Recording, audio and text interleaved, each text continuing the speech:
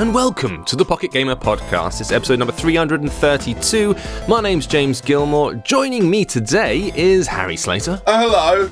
Hello there. And Danny Russell. Hello. Fresh from Tokyo. How you doing? I'm all right. Are you a little bit laggy? You only came back like yesterday or something, didn't you? I'm all right now. I've just about reacclimatized. I'm actually slightly better than usual because I woke up at 7 a.m. today. Ooh. Rather than 10 to 9. Yeah, that's a normal human time to wake up. And I went to bed at about 11 last night, which I don't think I've ever done. Good grief. Yeah. I've gotten into my little schedule, which is about 1:30 in the morning for sleep, and that works out okay with me. But that is quite impressive, because I've been doing a bunch of long-haul stuff recently between either America, North America, or South America, and yeah, I think you get the rotten end of it going to Japan, don't you? It coming back screws you. Well, or is it there? You get to go to Japan, though, so which that bit's all right. Massively jealous of. I'd really like to go. Do you have any designs to go to any fancy places, Harry? Do you want to go and do the Tokyo thing? I'd like to, but I think the flight would kill me. Do you not handle well on the long hauls? I'm 6'5". Oh God. And large. And the flight to Helsinki was just about fine. But I think any further than that, I would just be I wouldn't be able to walk when I got off the flight. Yeah, I sort of know the feeling. Once you get to the 10, 12 hours, it starts to get a little bit cabin fever mental, doesn't it? I wasn't the smartest with my flights because I flew to Dubai first and then flew to Tokyo from there, and that's a 9-hour flight followed by a 12-hour flight. Rather than, if you do it direct, it's a 12-hour flight. So I don't know how the maths works there. That's just a terrible idea. That was just the worst idea, but it was £100 cheaper. I think maybe you should have just spent that £100 and done the sensible thing. Maybe. False economies. Did you go backwards? No, because we flew under Russia rather than over Russia. You flew under Russia? That's not flying. No, that's not flying. This is why we talk about games and not geography, because we're clearly terrible at it. Well, you were flying over there with a reason. You were over at a Tokyo Game Show, weren't you? Yeah, and also mainly to go and buy amiibo. That's why I went. Mainly that, but also the Tokyo Game Show. Also Tokyo Game Show, that was which we will be discussing in great detail in the next segment. In fact, we're not even going to do updates because there's bugger all that's been updated this week, and we've got too much Tokyo Game Show action to deal with. So, straight into the news. Monument Valley. The guys what made that game, lovely lot, good game. They've been working on a VR game called Land's End. And finally, it has an actual bona fide release date. It's coming out on October the 30th. We've got the trailer up on the website right now. It is a gaze-based game, which means that it's one you do by looking at stuff. Okay. That is the dictionary definition. Yeah. I've played a couple of them now with the Samsung VR, which is the format it will land upon. So it is a 3D interactive puzzle adventure in which you have to solve puzzles by staring at points in the 3D space and then looking around, and using the movement of your head and your eyes, you'll be able to draw lines and make connections between objects and items. And doing so will solve puzzles, create these kind of lines of energy, of power, and that will help you to unlock segments of the world. That's what it looks like at the moment. It's nice. Have you seen the trailer yet? No. It's running in the stream. I'm watching it right now. Looks, it looks alright, I guess. I mean, I still haven't seen any games for VR that make me think I should get a VR hat. No, I've played something. Hat. I'd love a VR hat. That'd be amazing. That's what they are. They're hats. Are they? I never thought about it like that. No, I suppose the closest one is the Morpheus, which is now just Sony VR or something, isn't it? PlayStation VR. Yeah, whatever. They had that at TGS. That's got a little head bit which you could mistake for a hat. From Back to the Future. Whereas the standard Oculus stuff, it just looks more like a massive But usually they have a thing that goes over the top, don't they? I don't know. They just make me feel sick anyway. So yeah. I like the proper Oculus with the half moons. That's good. Everything else feels a little bit wanting. I played that Valkyrie game. That was nice. That was really fun because it's a first-person flight sim thing. So you're sitting in the cockpit, looking around the cockpit, sort of staring outside at the enemies flying overhead. And I really like that. That was good. That's starting to sell me on the whole thing. These gaze-based ones, however, are a little bit tricky because you are standing there with your hands kind of at your sides, just looking at things and turning your head. And for me, it actually started to be a bit uncomfortable, like because you're using your neck like it's a controller. So you tend to find yourself, you look like a bit of a mad pigeon kind of bobbing up and down. And after a while, I don't know, it gets a bit whiplashy. However, if I want to be immersed in a world, I would quite like to be immersed in a one designed by the guys behind Monument Valley. Yeah. So, Steam VR is meant to be very good, isn't it? I haven't tried. Maybe it's just the stuff that Steam I think the goggles keep clouding up. Water in a gaseous form. Okay, so you can look forward to that. Take a first look at it on October 30th. We do have a VR section and a man what's got the VR goggles, so we'll be able to review this stuff for you. So keep an eye on it and we'll tell you the best ones to get. Monster Hunter, this isn't the first time we'll be talking about it today, but apparently, according to Capcom, it has, quote, no plans to make Monster Hunter Freedom Unite compatible with iOS 9. Surprise! Surprise! They didn't make it compatible with any of iOS 8 either. So, I mean, not really. Mind you, like they did update Ghost Trick for iOS 8 not that long ago, which I thought was a big surprise. So they've actually said that they're not planning to at all. Yeah, they've That's just gone a bit odd, isn't it? So this can be actually read. This is a notice that was put up on the Games App Store page. Quote, this application is not compatible with iOS 9, including the beta. There are currently no plans to update this application in the future. Please keep this in mind when updating your OS. Does it definitely not work with iOS 9? Yeah, it definitely doesn't. I mean, it barely worked with iOS 8, as Harry said, so this ain't going to work. And they're literally saying, well, if you want to play the game, don't update the system. Which is a cheek, I would say. Cheeky. But yeah, I'm not surprised. I don't think the whole experiment worked out as well as they would have liked, to be honest, and that's why they've stopped updating it and doing anything to it. So it was expensive at the time. It was £10.99 and, $14. It's still available, so don't buy it if you've got an iOS 9. And if you're still running the older system and you've got the game, you still want to play it, you'll have to not update. Just get a PSP, guys. You can get it on Vita as well. You can get Monster Hunter Freedom Unite on Vita. Yeah, I'll get a 3DS and get Monster Hunter 4. That would be even better. Yeah, it would be much better. Yeah. We'll be back to Monster Hunter in a bit, but we'll just get the news out of the way first. There's an Angry Birds movie trailer! Yay. Yeah, that's what I thought. So I watched it, and yeah. It's junk. Yeah. I mean, it's very pretty junk, but... It's not that pretty, is it? It looks alright. I don't mind the look. You went from it's pretty to it looks alright quite quickly then, James. Well, no, I do actually think it looks quite good. I will stand by my guns. However, it is the standard, this isn't Pixar, kind of animation stuff that we've seen from DreamWorks an awful lot and from every other studio that isn't Pixar. Am I right in thinking that Rovio actually make more money from the merchandising than they do out of the games themselves? I'm pretty sure they do, yes. Yeah, so it makes sense now to have the money, right? I mean, to have the money to have the movie for the money. Yeah. Well, I mean, I think this cost $100 million to make, which is about an average budget. Fine. Yeah, they probably will. It's too big, and the kids will go and see it like they do with all the DreamWorksy ones. It's weird because a lot of the characters don't look anything like... I mean, like Redbird looks nothing like Redbird, really. Because the thing about Redbird is he's circular, and this Redbird's got legs and wings and is more egg-shaped and ovally. So they bear very little resemblance. Bombird looks similar, but apart from that, they all look really different. Yeah, I was thinking about Angry Birds, about the narrative of Angry Birds. The narrative. Well, this is quite important, I think, because all the Angry Birds in the original game are man-birds, right? How can you tell? Because they are. Okay. Like, their characters, like, Redbird's a man, Bombbird's, they're all men. Okay. And then they did Skeletor. But why did the men go after the eggs that the pigs stole? Right, that seems weird. Well, presumably they were doing it on behalf of their unseen lady partners. They just got angry when the eggs got... They didn't discuss it with their partners. I actually had no idea there was a story behind it all. Well, yes, some pigs stole some eggs. That's the story.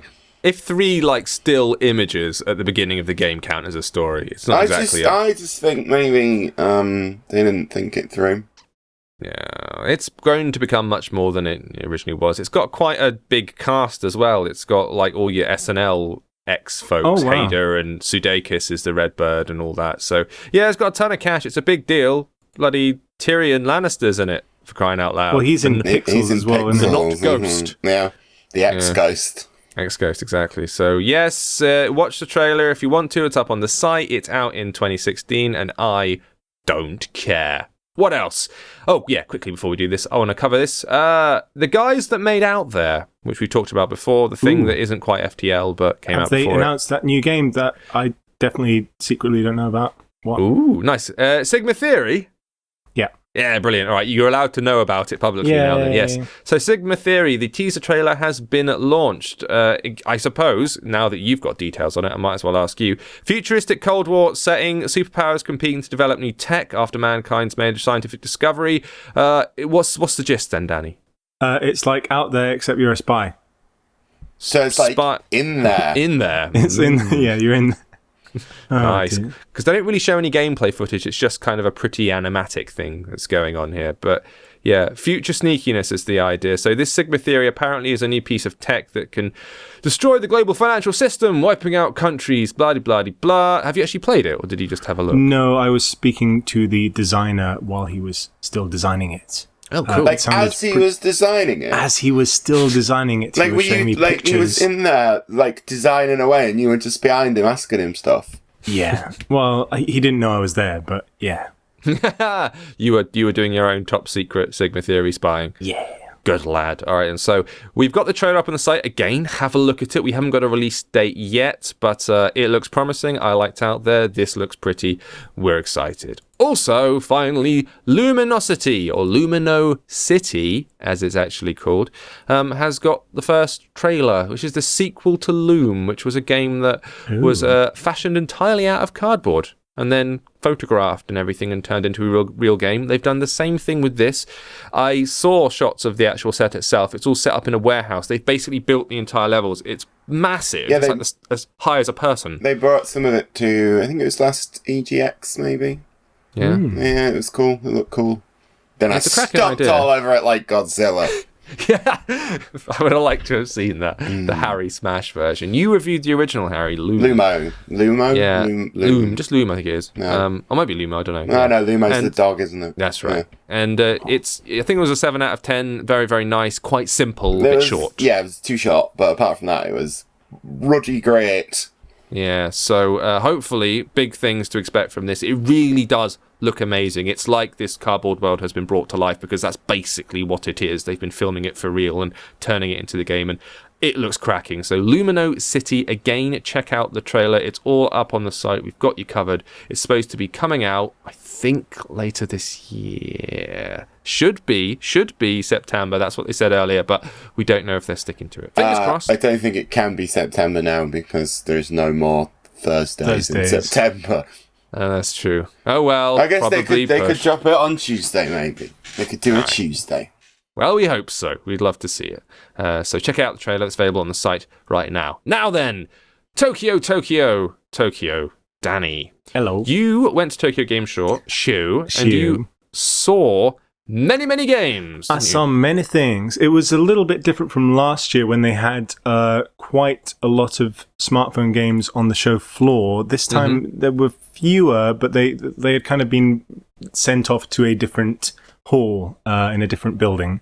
Okay. So it was they were closer to the shops and the food. So that was pretty handy for me. That sounds a positive change. What I was pretty surprised by was the amount of 3DS and especially Vita games on the show floor. There's just tons and tons of Vita games. I've seen the list that you came back with of like, here are the games I saw, and it's like, man, that's sexy. Yeah, well, I was left to my own devices, so I pretty much only recorded footage from handheld games. Okay. Yeah. Sorry, iOS guys. Well, that's why we got the iOS news out up front. So it's going to be a lot of 3DS and Vita stuff. Firstly, I want to start with the things that we have already covered on the site. We've put videos of these up live, everything we talk about now, starting with Monster Hunter X. So I'll correct you already. Sorry. It's Monster Hunter Cross. Oh, what? Really? Why are they cross? What's happened? Well, because people keep hitting the monsters and they get cross. That does happen. So the monsters would be cross if that happened, but why are the they monster? are cross. No, but why are the monster hunters cross? Oh, it's only one hunter who's cross.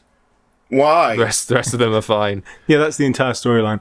I don't know, Harry. It's probably Peter. Peter always gets cross when he plays Monster Hunter because he keeps dying, and we all shout at him. And we tell him he's rubbish. We do. So, is this a straight up full on sequel, or is this like an expansion? This is using the Monster Hunter 4 Ultimate engine, and they've added new arts and things in. So it's like different play styles. You can mix things up a little bit, depending on what you want to focus on. So, like if you enjoy aerial attacks, there's like a special art style thing that you can use there to focus on that, and there's a new bar for releasing special moves and such forth, but otherwise it's going to be pretty much the same. It feels pretty much the same as Monster Hunter 4. No faster or anything like that. It does seem maybe a touch smoother, and there's more shiny things in the background environments, like leaves falling and light shining through areas, that kind of thing. It seems they've just kind of polished the engine as far as they can on 3DS. Right, so it's a full-blown and probably will be full-priced sequel then? Yes, and they've announced, I believe, 5 new monsters for it so far, and there's like a whole bunch of monsters and even some stages returning from earlier Monster Hunters in the series.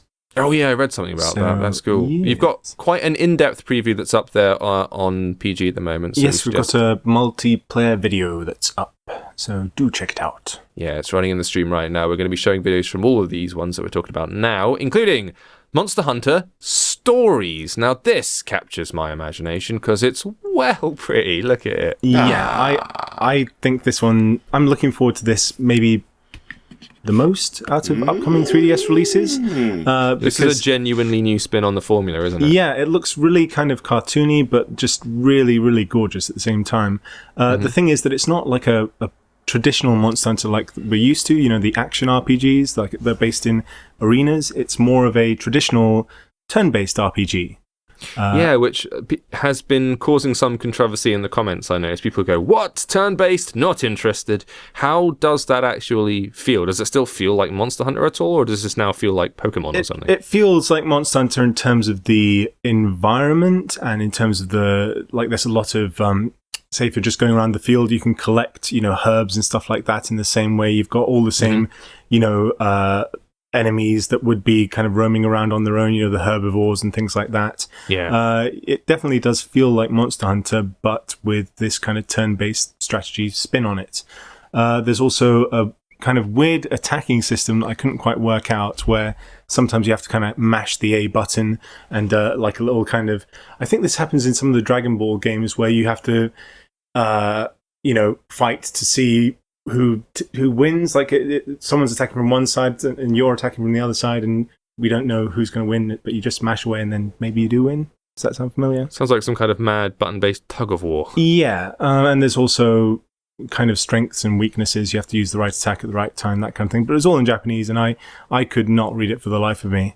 It was all in kanji and stuff. I had no idea what was going on. But the look is incredible. It's like a cell-shaded, very bright, very, very colourful. It was also recently announced that they're going to be making a spin-off animation, as is all the rage with stuff like, well, I guess it started with Pokemon, and then you had Inazuma 11 and things like that, Beyblade, all that kind of thing. Oh, it's going to get its own So it's going to get its series. own animation, which makes a lot of sense considering the art style that it's going for, I suppose. Oh, that would be quite cute. Oh, I'm up for that as well now. So, wicked. Are you game for this, Harry? We've both been doing a lot of Monster Hunter recently. Yeah, I'm game for this. I like games, and it looks great. And I don't actually like games. I think it's sort of, it'd be nice to have a Monster Hunter, something set in that universe that I can play on my own without dying constantly and crying. Yeah, that's what I'm looking forward to as well, for sure. Okay, nice. All right, then. Well, moving on a little bit. The first one that you put up was Project X Zone 2, which I'm not really familiar with. It's going to correct you again. I'm sorry, James. It's Project Cross Zone 2. Oh, for goodness sake. And, some new news that's just been announced in recent hours is that Ryo Hazuki is going to be in it from Shenmue. Yeah. Oh, So- of course, with all the resurgence of the Shenmue 3 Kickstarter news makes and all that sense. crap. Makes Yeah, sense. that makes sense. So is this a brawler? Is this like a Capcom versus thingy, Sega, whatever? It's not really a brawler entirely. It's more of a strategy RPG, kind of like Disgaea, in terms of you've got like a top-down view on like this field full of squares, and you move around accordingly, like Final Fantasy Tactics or something like that. But when you actually get to the attacking phase, it's all about chaining you're on this kind of 2D plane, much like a fighting game, and you have to chain together combos and stuff like that to attack the enemies. So a bit different in that regard, I guess. But you do get to see Phoenix Wright, Ace Attorney punch crap out of Dante off of Devil May Cry. Well, Dante's, I think he's on your side rather than the enemies, but there are enemies from Capcom and Namco Bandai and Sega franchises that you will have to fight. And this time they're actually adding some Nintendo characters as well. They're adding Fire Emblem Awakening characters and what's his puss from Xenoblade as well. One of them.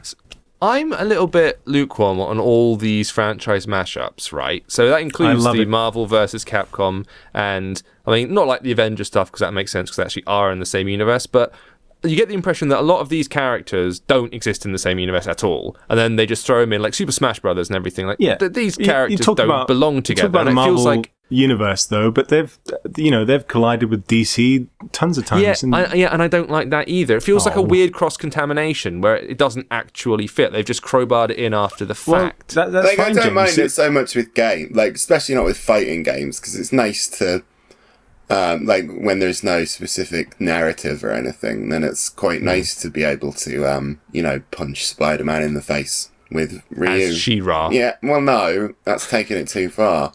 Oh, really? There is a limit then? Yeah. He-Man's a step beyond. No, He-Man's fine, not She-Ra, though.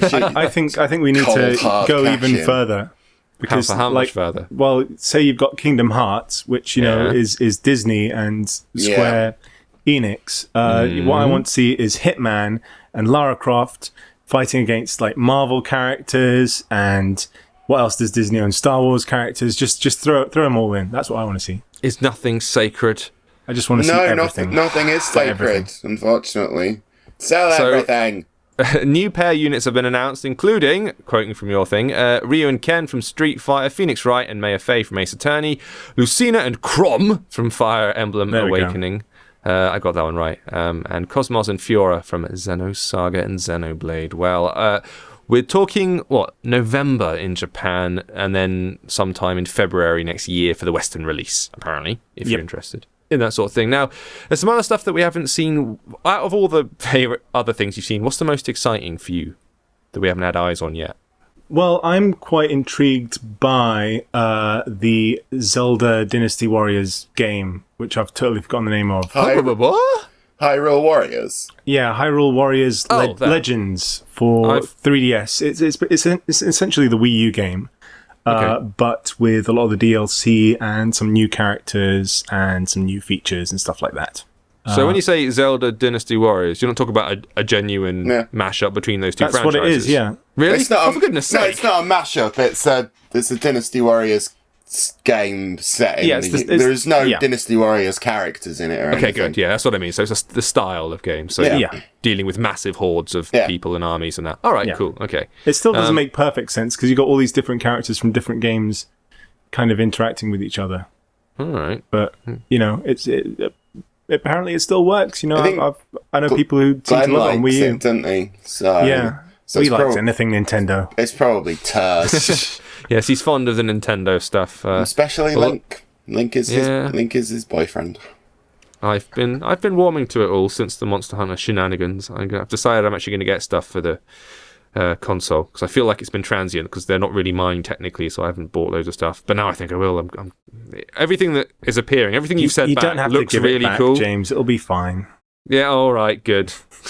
I'll just keep everything that anyone's ever given me. Yeah. Write my name on the back with a protractor. Yeah. Okay. Anything else? You've seen some stuff on Vita as well. There was a weird doggy game, which you showed me. What?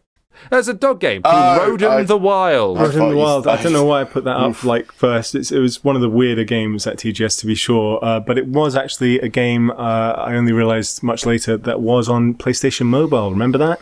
Oh my god. Yeah. It only shut down a couple of months ago, but it feels like years. Yeah, but it's like a remastered native Vita port of that. Okay. And it's very weird. It's kind of like Don't Starve and Tokyo Jungle, but you're like a dog who's escaped from their owner, and it's like this really kooky art style.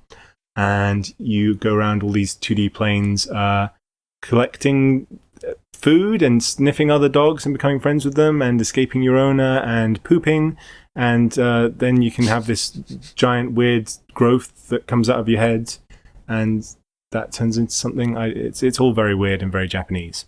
I was going to say, this is the most Japan we've seen so far. Yes, I just had to get some footage of it because it was it was well weird, a bit odd. Well done. Yeah. You've gone above and beyond the Call of Duty there, so. Yeah. Anything else that you really stood out? TGS, the Sega shop was really good. I wanted to buy everything there, but I ran out of money. We've been referencing photos that you've been putting on Facebook on the podcast. And you had, how many amiibo did you come back with, Danny? I bought 20. But you see, what's the recommended retail price for an amiibo in the UK? £15, right? Is it? Okay. In Japan, it worked out to £6 per amiibo. And these are like rare amiibo as well. And that was like not even including the tax that I got off, because there was tax-free shopping. Wow. All right, okay, well, yeah, I can't argue with the financials. I can only argue with the validity of 20 plastic things sitting on your wall doing nothing. Yeah, I also bought some amiibo cards for Animal Crossing as well. Neatly deflected there. Yeah, that's good. Yep. Anyway, also, I got this cardboard stuff as well as this plastic stuff. Which are also amiibos. Beautiful. Fantastic. Well, you lucky thing. I'm glad I'm not involved in this because it sounds like a sickness and you will need to be cured. I heard there are camps now that you can go to where they cure you. Christ. Dark. All right, so keep your eyes on the @Spy YouTube channel and Pocket Gamer. Danny's going to continue posting videos over the course of the next week. There is more to come, and exclusive it all is too. So keep them peeled, boys and girls. All right, then. I'll say there's tons of stuff that we were told that we can't put up. I'm going to be putting up anyway. It's going to be great. That's right. Start a mini war with Japan. Yeah, I didn't record any line in audio as far as anyone's concerned. No one saw that. Fabulous. It's all going to be fine. You recreated it all from memory, exclusively using GarageBand. You wouldn't believe the red tape in Japan. I don't know if you want me to tell a story. Oh, go on, storify me. So there's this developer who made a game for Sony for the Vita, right? And that was there were only 2 Vita games in the whole of the Sony booth. And that was the one I was most interested in getting video for. But they said, yeah, we can't let you record any of that because we don't have any permission.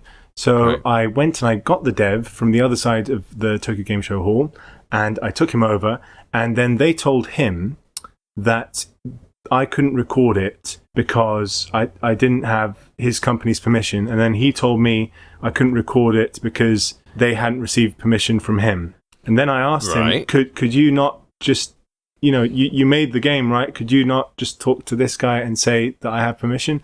And then he realized in his head that he could do that, and then he said that, and then I was able to record it. It was great. The spell was broken. He realised in his head. Yes. It was quite a sight to see. Reflective permissions. Yeah. That was that's the kind of red tape you have to go through in that's been your week. Japan. It's lots of fun. Well done on coming back with anything other than a picture of an amiibo.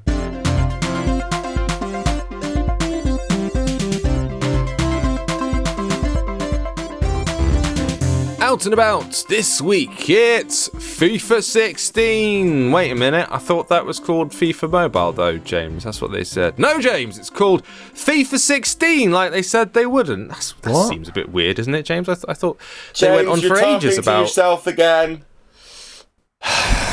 Yeah, FIFA Mobile isn't FIFA Mobile, it's FIFA 16 now, because apparently EA just don't care. They just say things, bleh, and then they'd go, you know what? No, and none of that, actually. I think maybe James has been hurt before. Well, I made these videos called FIFA Mobile, and now they are irrelevant because it's now called FIFA 16. It ruins But everything. you can just rename them. No, that's cheating. That's internet cheating, as we all know. Once it's on the internet, it's there forever. Like those pictures, Danny. You know the ones. So Go on to this bomb. Oh, I was trying to keep it under the radar. I was going to keep it under Russia, but I failed. FIFA 16, it is the continuation from last year's Ultimate Team FIFA 15 thing. So I've been talking to Glenn about it today. There will be a review live on AppSpy by the time you listen to this. I got Glenn in because he actually knows about the FIFAs. He plays all the console games and the mobile ones and cares about football, unlike me, who has at very best a passing interest. However, I did play both FIFA 15 and FIFA Mobile when it was called that, and now 16. And I can tell you that there are the basic physical differences in the engines, because the older games, FIFA 15 and whatnot, were based on like the engines of the 08-09 console games, so from quite a while back. And it's visible as well when you look at it. They run a bit chuggy and a bit robotic. However, for the first time in ages, FIFA Mobile has rejigged its engine. And it's now using the same engine that the current gen versions of the Xbox 360 and PS3 games are using. So basically, it looks much more like the console ones now. Right. And you can see in the animations, in the ball movements, and the fluidity of the whole thing, it does look and handle a lot it doesn't have the women's teams in it. No, it doesn't have the women's teams in it. How would you even get women into this game? It wouldn't make any sense. It's like, the whole Assassin's Creed argument. Yeah, the canon of the football narrative would be ruined by having the women's in it. They'd have to hire an entire other dev team to do it. The jiggle physics takes up so much space. I'm going to be honest. I'm looking at the game on the stream and I can't tell if they're men or women anyway. So just use your imagination, for God's sake, women. Everyone gets so uppity about this, as if completely ignoring 50% of the population who actually do play the sport, and it's more popular with women in America, as if that's a problem. No, you're the problem. Well done, Harry. You've mansplained it, but good. It does look better, it handles better. However, the problem is that it's still just the ultimate team mode in the game. You can't go and play careers. You can't just go, I'm going to be Man U and play a quick match. Can't do any of that. You're stuck in that ultimate team fantasy football, picking card packs and swapping things and assembling these teams based on random players whom you get either through playing, earning coins and then unlocking packs that way, or by physically paying actual real money and buying a bunch of packs and unlocking them that way, much like collecting the sticker books was like, as in you just had to get them and you'd get a pack of 8 and maybe one of them would be useful and all the rest of them you had to swap or trade or something like that. That's how they get you. And for many people, the Ultimate Team is like the lamest bit of the console game. Can you get Cantona in it? I don't know. Probably not. Oh. It's a bit old. I don't know. I think they have classic players and stuff. Do they? Oh, maybe they do. Maybe. I don't care. Who cares? Glenn will be able to tell you more. The review is, I think, up right now it's on up on Pocket Gamer. pocketgamer.co.uk. Excellently subbed by me at 9:30 this morning. Well done, sir. Glenn did something as well to do with writing all the words, but... Well, I had to change several of them. So, I mean, really... He kept calling it rugby. I was considering taking his name off it. I'm just putting mine because I'm the best. But I didn't do that because I am a just god. So you can see the full review up and listen to Glenn and I have a chat about it tomorrow on the AppSpy YouTube channel, where he'll deliver his verdict in person. So it's FIFA 16, it's out right now, free to download. Okay, so there's a game called Survival, Sirvival. You fancy this game, you fancy it, you want to kiss it. I fancy the look of it, yeah. It is, well, pretty auto-runner sort of thing. Level-based auto-runner. You take control of a knight on the back of a steed who has to gallop from left to right, jumping over pits of tar, avoiding other knights who come charging at your face. Your lance thingy has a massive comical boxing glove on the end to make it a little bit less kiddie, I suppose, more kiddie friendly about the fact that you're smashing your face into other people. The look is really, really nice. It handles quite well. All the jumping is very responsive. There's a little bit more to it than the average endless runner, I would say. And the fact is, it's not an endless runner. These are actual separate levels which have to be mastered and completed, and then you move on to different worlds with different environments and whatnot. It is still just ultimately that Rayman jungle run. It keeps running. You tap one side of the screen to jump, you tap the other side to punch. That's it. It is simple like that, but there is a hell of a lot of polish that's been thrown into the look of the whole thing. You can see a video of me playing it up on AppSpy. We don't have a review yet, but it is... I don't know if it's... I think it's free. Yes, it is a free-to-play game, so you can download it from the App Store right now. Sirvival. Survival.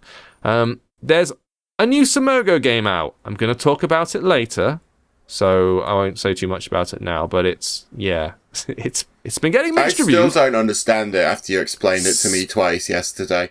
Split reviews, some might say. But yeah, we'll chase up that in a bit. Now, Harry, have you been playing this Brofist game? No. All right, fine. I have.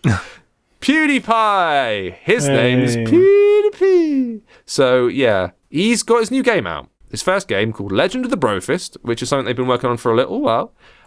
It is a 16-bit style side-scrolling platformer. You take control of PewDiePie himself and his two dogs who are chasing him around, and you have to leap A, through his house, B, across a motorway along the back of the cars, then you jump into a jet. It's a load of stuff, basically. A lot of ideas have been thrown at the wall here. Is it any good? It's, from what I played, I played the first 3 levels of it, it's actually not bad. Right? It would be very easy to just make fun of this as being really dumb and silly. And it is dumb and silly, deliberately so. Like, you're fighting barrels. Barrels are the enemy. Barrels which jump about all over the screen. Because, as I understand it, it's from his videos where he gets really scared by barrels in Amnesia, when he's playing Amnesia one time. And it's become a bona fide meme. So it's a lot of fan service and in-jokes, which if you love Pewds, then I imagine you'll lap up like an eager puppy. If you're not so into it, or you don't really know, it just seems to be entirely random faffery that makes no sense. Is it premium then, or? It's very premium. £3.99, $4.99, my friends. Charlie. Yeah, so, but then people are going to pay for it because it's PewDiePie, He's got a huge fan base. And, he does what he does really well. I've got nothing against the kid. He seems really nice, actually. Good lad. Good lad. Yeah, good lad. But again, I would expect the game to be free tat, but it's not free tat. It has been made with a certain amount of love and polish. They've certainly nailed the 16-bit look. It's consistent. I think Mark would approve of the pixel ratios. They've kept them all real. That's not too bad. But it's going to be a lot of nonsense, and it's got him doing the voiceovers and everything. And so I guess if you're into his shtick, it'll be a lot more fun for you, I would argue. So you can see a video of me playing it up on AppSpy. It's available on iOS and Android. £3.99, $4.99. PewDiePie, Legend of the Brofist. Harry, you're going to talk about a game called Hopico later. Hopico, who knows how to say it, but I know how to play it. Sweet. All right, then we'll catch that in a bit. Bridge Constructor Stunts. We played this on the stream yesterday, didn't we? Yes, we did play this on the stream yesterday, James. And we were slightly held back by the fact that it looked at the beginning like it was just a trials game with no bridge constructing whatsoever. And then eventually, after a number of levels, it finally let you build some stunts. So imagine trials where you take control of in this case, a truck, and you have to get it over the obstacles and do the jumps and do the stunts and then get to the end of the level. But also the bridge constructor form, which allows you to go in and change the environment. And you have to build structures that are structurally sound so they don't collapse the moment you set foot on it. Usually in the old bridge constructor games, you just build a bridge and then you have to drive a truck or a car or whatever over it. And then as it moves over, you can see areas of the bridge starting to stress. The pylons will start to go red and eventually break. And then you go, oh, and everything collapses and you have to go and build it again. In this case, you're doing the same thing, but you're building the ramps and the little vert bits and all the structures to allow you to stunt your way over to the end of the level rather than just trundle across a flat bridge, which is a nice and neat idea. It took a while to get past all the tutorial stuff. It was really like guiding you through it by the hand, and it took about like 10-15 minutes before we even got to, and now you can build stuff. So I was a little bit put off initially, but once I started playing it, it works. It feels very much like the old bridge constructor. It's going to be a bit fiddly and possibly more frustrating because you have to build the stunts. But then equally, the payoff might feel a bit better because rather than just, yay, it drove in a straight line, you've got, yay, I just did a triple backflip and landed in an exploding pile of barrels, woot. So, That's good. People like it when they land in exploding barrels. They really, really do. I haven't heard anyone say woot for about 10 years. Woot. No, neither I, actually. I'm bringing it back. Yeah. You kept saying we yesterday, woot today. Who knows what W word James is going to throw out on Free Game Friday tomorrow. Oh, God. I'm bringing back all the old ones. And we'll start saying mint in a bit to mean good. Mint. Beezer. You're just making stuff up now. So Bridge Constructor Stunts, that's available to download from the App Store right now. What else have we got? I'm sure we've got some other things. Oh yeah, Landsliders. That were weird. Have you played that yet, Harry? I haven't played that yet, James. I told you what I did today.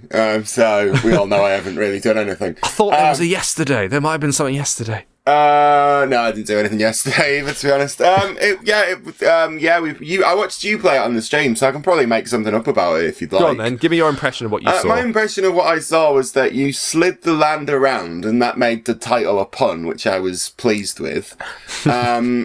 And it looked a bit confusing, and we couldn't really work out what you had to do. No, it's a weird game to look at. So it's viewed from an isometric view, and like Harry says, instead of putting your finger on the screen and controlling the character, like sliding them around the environment, you move the environment beneath the character. So imagine the character is just like fixed in the center of the screen, and when you slide, it's like the whole land just goes underneath their feet, which is odd because obviously it's the opposite of what usually happens, and that is kind of the point. It's from the guys who made Jetpack Joyride and Fruit Ninja, so it's Half Brick, who are traditionally a very good developer. It's from not at least one of them, Brick, isn't it? They're former Half Brick people. Yeah, okay. Oh. So it's a dude or two so it's from like it. Quarter Brick. Fair enough. It's free to download. You can give it a go. I didn't really get the feel for it because it felt a bit aimless. You're just sliding around collecting stuff, and occasionally you avoid a baddie, and then you step on a button and it rockets you off to another land, and you just carry on. And there might be more to it to that. I'll be honest, I didn't play it for a long time. I didn't really get it. So, shrug. But it's free to download. If you want to go and give it a go, you can. Finally, you should probably mention this. Magic Flute by Mozart came out. And I thought that had been out for ages. No. That was a big pitch winner, was it? Oh, I thought you meant the song. No, yeah, it was a game that we saw during one of our big indie pitches. You know about them if you're podcast regulars, the little shows that we set up. So it's speed dating with games. We see a load of indie games. We vote for a winner. This was one of the contenders. I think got third place in one of the pitches. We've had the video up for a while, so it's kind of a bizarre grid-like isometric recreation of the story behind the Magic Flute, while there is actually music going in the background. The interesting thing about the game, besides the fact you have to move characters around, and it's a little bit, I guess, puzzly in that regard. You're trying to get them from one exit to another, and there are tiles on the floor that you have to move around and create walkways and bits and bobs. But apparently, the idea behind it, if you look at the game structure and what it looks like, they're going to turn that into an actual stage show. So the idea is that these kind of grid-based visuals that you're seeing are going to be replicated on an actual stage. What? And form the basis for the real show with the Magic Flute Mozart music playing in the background. It's £1.49, $1.99. You get 32 levels. You can see the video again up on App Spy. We haven't reviewed it yet, but it may get a look in at some point. Anything else I've missed? I'm going to go Puzzle and Glory, which is the most generic match 3 puzzle you'll ever play. And Astra, is it called Astra, the one with the... Oh yeah, good point.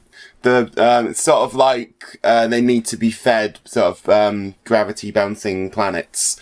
Platformy thing, auto running, and it's quite good. It'll probably get a 7 when I inevitably remember to review it. Okay, yeah, I quite liked it. You can see it again, see a video up. It's Greek goddess running around planets, jumping and things. That was the cause of the Wii from yesterday. Mostly. I know you did Wii's in other ones as well. You like most of the games got a Wii yesterday. I'm chucking it about like nobody's business. Me. What filth I am. All right, so loads of new releases this week. Get stuck in if you see anything that you like. Come sit upon my throne of games. Harry, I'm going to come flying full force at your face. Tell me about Opico. Hopico.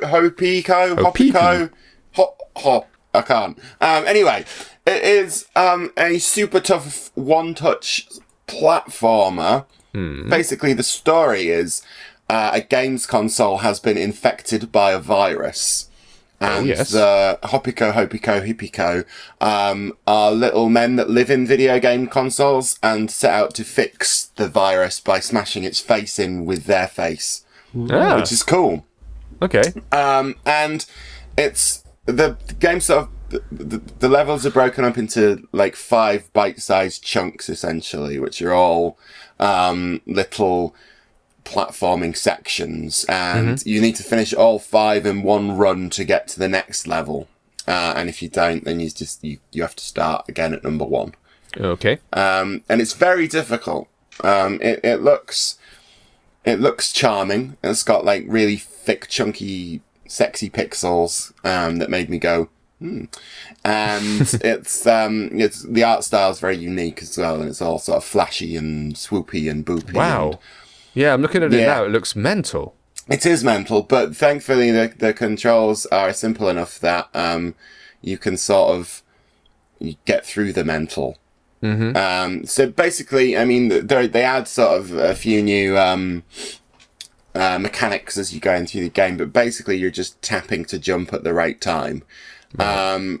And sometimes there's like pulley draggy stuff and different levels of sort of got slightly different control schemes, and it keeps everything nice and fresh. It is proper crazy, and there are times where you'll just be like, nah, I don't like it, because you won't like it because it's actually quite difficult.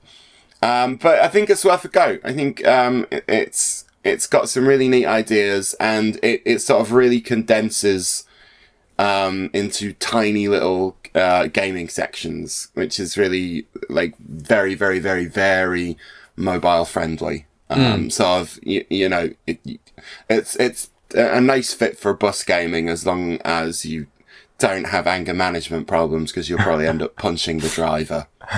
Oh no, I'm up for this. This looks like Super Hexagon and what's the wave? Remember that wave? Where you're bouncing up and down on diagonal, like one touch, like an insane Flappy Bird, but much better looking and better, really. Yeah, no, I'm sold on this. So Hopico, that's available on both Google Play and the App Store too. Yeah, that's it. £2.99, $3.99. I'll be trying that. That's worth a look. Danny, is there anything else that maybe you either saw at the show or were just playing? I've been playing Animal Crossing Happy Home Designer on the 3DS. Oh, wow. You've been, like, setting up, like, lamps and curtains and that, haven't you? Yeah, I've basically just been dropping a lot of toilets everywhere. Oh, sorry, what now? Well, you can just put toilets everywhere. So I had to make a classroom, just filled that with toilets. No one seems to mind. Is each child's chair a toilet? Well, is each child a toilet? Are you obsessed with toilets? Listen, it was early in the game, and I didn't have that much to work with. So I figured, well, you know, toilets. They're science, right? They'll work in a classroom. Sure. Every lesson is about systems. I don't know where I am with it just yet. I can't decide whether I like it or not. It's kind of cool in sort of a Zen type way. Like if you just want to pick up and play something silly for a while and design a home, I guess. Okay. That's cool, but it's not quite as fun as like a main Animal Crossing game normally is for me. Although I find those a lot more stressful in that you need to like visit every day and do stuff. So or they start getting cross and they you turn up a week later and they're all looking at you like crying in a pile of their own feces like Sims. Well, I mean, there's going to be no feces problems in Danny's town. No, not in my town. Not in my town. That's true. You keep. Are they keep plumbed in though, or are they just there? They're just there. I quite like the idea of toilet desks. I think I'm onto something here. Like if every desk was just a toilet. Well, I mean, I'm on the toilet right now, so. Oh, pioneering. Yeah, every stream is from my opulent bathroom. We're moving towards those Wall-E floating chairs. That's what's going to happen. But just to confirm, this is an iOS game you're talking about here, right? This is not an iOS game. It's a 3DS game. What? Yeah, this is for one of those handheld gizmos. Oh, okay, fine. And it's compatible, wait for it, with amiibo cards. So you can, go out. I think it's launching today, I think, in the States, but it's next week or the week after in Europe. And go out and buy cards to get villagers in your game. I don't want to do that, Danny. I did that. I bought DJ KK card in Japan, and now DJ KK has a nice house. What I made. I'm calling in the correctional facility. Yeah, as we speak. You're done. Okay, so Simogo's got a new game out, boys and girls. This is a cause for celebration. Even though you might not think it is when you see the game, I still think it is. So obviously I love Simogo. They do Year Walk, which is brilliant, and they did Device 6, which is really brilliant, and they did the Sailor's Dream, which was really pretty.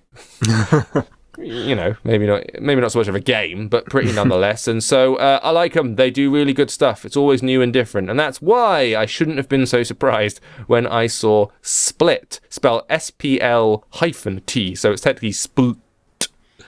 It is a new game, and it's a puzzler where, and I'm going to try and explain this again for Harry, because it is tough to explain. You are presented with I just want to explain that yesterday, when you were trying to explain it to me, people kept coming up in the chat room and lying about who they were, so I was concentrating on them not, ruining it for everyone. So I'm going to listen this time, although I'm slightly the worse for wear. So I won't blame the brainworms entirely. So this is how you play. You are presented with an entirely black screen. The only thing that you see is a tiny little figure at the top of the screen who looks a little bit like a stickman android robot or something like that. He either has his arms out at his sides, Vitruvian Man style, or he has his arms up in the air. So it looks like he's constantly doing like star jumps. So he's doing one like out, up, like that. When you tap the screen once, he's got his arms out. A line will be drawn horizontally across the black screen, bisecting that screen in two. So it cuts it into two sections, right? As soon as you've tapped, his arms will go from that horizontal position to pointing up in the air. That means that the next line you tap is going to be a vertical line, because his arms are pointing up. So you choose either the top or the bottom of the screen. You've already divided it in half horizontally. So you tap the bottom of the screen and bam, that lower half of the screen will be split vertically. So you'll now have a half a screen at the top, clear, and you now have two sections at the bottom of the screen, right? That's the basis of the entire game. Every time you tap the screen, it cuts whatever area you tap in half, and it either does it horizontally, I do too, horizontally, then you tap another section, it will do it vertically, then horizontally, and it will constantly alternate between those two directions. The idea is to create 4 matching areas, so 4 rectangles or squares of the exact same size. As soon as you do that, you match 4 squares next to each other, a number will appear inside each of those squares and the boxes will be whited out. The number represents the number of taps you've made during the game up until that point. So say you've divided the screen once, then the bottom, then the top, so 3, 4, 5, 6, and then you manage to create 4 on the 7th tap. The number 7 will appear inside all of those boxes. You won't be able to do anything with those boxes, they will be frozen. But every time you continue to divide other squares and boxes, so as you continue to tap, the number will count down every time you tap. So from 7, 6, 5. Once it hits 0, all those boxes will vanish. They flash and vanish like Tetris blocks do when you match them. That frees up that area of the screen again for you to continue making more subdivisions and making more boxes. This all sounds very, very simple, James. That's what I thought. Harry disagrees. See, it makes sense, right? It's based on an incredibly fundamentally simple principle. It looks so retro, so lo-fi. Like, it is literally white lines, and then when you select all 4 boxes and they match, it just colors them in with those like white diagonal lines. It looks like a ZX Spectrum, like a really, really simple ZX Spectrum game. And it has that tick, tick, tick, tick, whenever you draw a line as well. So they've deliberately gone for a very, very, very old school look. So we all saw this, and people in the stream have seen it, and people on YouTube have gone, "What? This doesn't look like Simogo game. This is rubbish." And I understand that approach, and I myself was a little bit like, this doesn't look like Simogo game. Where's all the lush visuals and all of that and the clever sound design? But then I, to some degree, feel like that is the point. They go and do different things, do Simogo. They do rhythm games where you're sneaking around as a little thief. Then they do first-person horror games. And then they do a weird game in which you're essentially listening to someone singing the plot as you wander about a lighthouse. And then you do a game where it's based entirely on the text of a book, where the text itself forms the map of the rooms you're going in. So they do a bunch of different stuff. And we talked about this with Peter and Harry a while back, that they did podcast adventures and they've recently done books. They really do kind of spread the net wide and then take whatever inspiration they can from everywhere and try a bunch of different things. So in a way, this is very Simogo. They've just tried something different and weird and unusual. And it's not going to be to everyone's taste. And it's a totally different thing. It's not narrative-based. It's purely a simple one-mechanic-based puzzler. But it's got something to it. I have played it a bunch. I played it for about an hour on the day I got it. And it was like, yeah, I get it. Because once you understand it, you get 5 minutes, you go, right, I get this. And then you just build upon that idea. So it's the same idea as when you play Tetris the first time and you go, do it, drop it down. Oh, yeah, I understand. And then that's it. It's just variations on that theme. It just gets more and more and more and more. it's not going to be for everyone's taste because it does look a little bit lo-fi and people are going to be put off by it. I would say don't. If you like puzzlers and perhaps maths or, smarts-based puzzlers, might be worth giving it a look. It is a premium game, just to warn you, so it is going to cost you, I think it's about $1 or $2, as in £1 or £2, maybe £2 or $3. So it's not super cheap, but you might get hooked. If you like your threes and that kind of puzzly stuff, it might be for you, but check out the video if you are a little bit uncertain. Spl-t, Spl-t from Simogo. All right, done, dusted. Nice to have you back, Danny. Thank you. Wasn't the same in the UK without you. We felt noticeably lighter on amiibos. Yeah, we were all like, where's Danny telling us about the plastic crap he's bought? It's been a while. And thank you for joining us again, Harry. And you guys in the chat, in the stream, and listening to us on the podcast, thank you ever so much. If you want to help us out with the whole podcasting thing, then go on into the iTunes store and rate us. If you give us a 4 or 5 star rating, it pushes us up the ranks a little bit and helps us out with all that kind of crap. And if you're watching us on Twitch, then by all means, hit the subscribe button if you haven't already. Thank you ever so much for listening. Go enjoy your gaming, and we'll see you again next week. Bye, guys. Bye, everyone.